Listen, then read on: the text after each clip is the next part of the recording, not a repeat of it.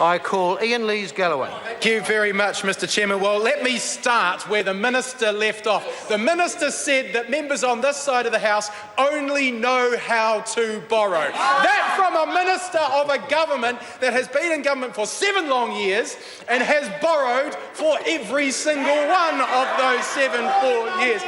More $83 billion worth of debt amassed by that government over there, and they have the temerity to say that this side of the House, the parties that ran the government that got New Zealand into a zero net debt position for the first time in our history, that ran 9 years of surplus, 9-0,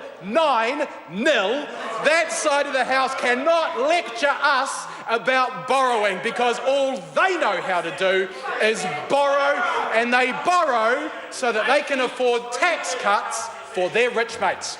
That's what they borrow money for, so they can afford tax cuts for their rich mates. Sir, this bill, the title of this bill is the KiwiSaver Budget Measures Bill. And I wonder if any of the people who have come along and are sitting in the gallery on a Saturday morning watching this, if they would have any idea, reading that title, what the KiwiSaver Budget Measures Bill actually does. This title tells us nothing. And look, this government is perfectly capable of giving bills titles that tell us what they do. We had the Anti-Money Laundering and Countering Finances of Terrorism Bill. That tells us what that bill's pretty much about. We've got the Crimes Match Fixing Amendment Bill. I think we all know what that one's about. Even the rather dry Dairy Industry Restructuring Raw Milk Pricing Methods Bill gives us a pretty good hint of what that bill does, and I could probably spend hours reading out names of bills, but I won't do that. But the thing is, what the government does is they give a bill a title that's meaningful when they're proud of it. They are not proud of this bill because they are hiding what it really does by giving it the driest, most bland title that would not give anybody outside of this House the slightest hint what this legislation does. I've got a better title. I would call this bill the KiwiSaver Cut Bill number 8.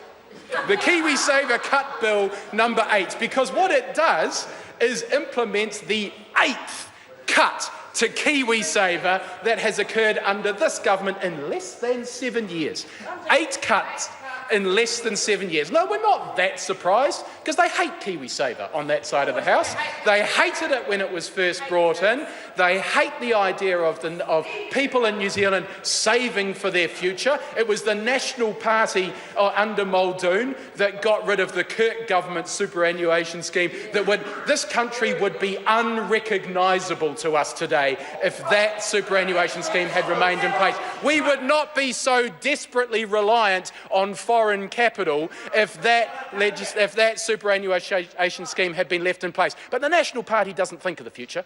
The National Party never thinks of the future. The National Party is always worried about the next budget and the next election, the here and now. There's never a plan. It's always about how to retain power. So why is this the KiwiSaver Cut Bill number 8? Well, cut number 1 was to reduce the minimum contribution rate from 4% to 2%. And what did they tell Kiwis at the time? They said, oh, we're putting more money in your bank account by cutting your contribution rates from 4% to 2%. Well, that's actually like telling someone that you've taken money out of their savings account and put it into their cheque account, and you've given them more money.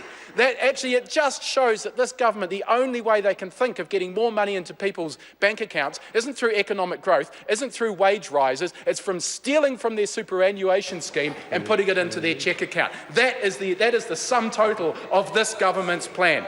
The second cut was to the member fee subsidy, $40 per annum. So that was just a little sweetener to make sure that the fees that are charged by the KiwiSaver the outfits that run the KiwiSaver accounts didn't eat away too much at your Kiwi savings. And of course, the government's second cut was to remove that. The third cut was to cap the compulsory employer contributions at 2%. So again, saying to employers, we want you to be able to hold on to more money, not through growing the economy, not through ensuring that businesses, consumers had more money in their pockets so that there was more demand for their goods, so that they could employ more people and pay them well. No, by taking money out of people's savings accounts and putting it into the employers' accounts. Mr. Chairman, I call Mr. Chairman. James Shaw. Chair. Thank you, Mr. Chair.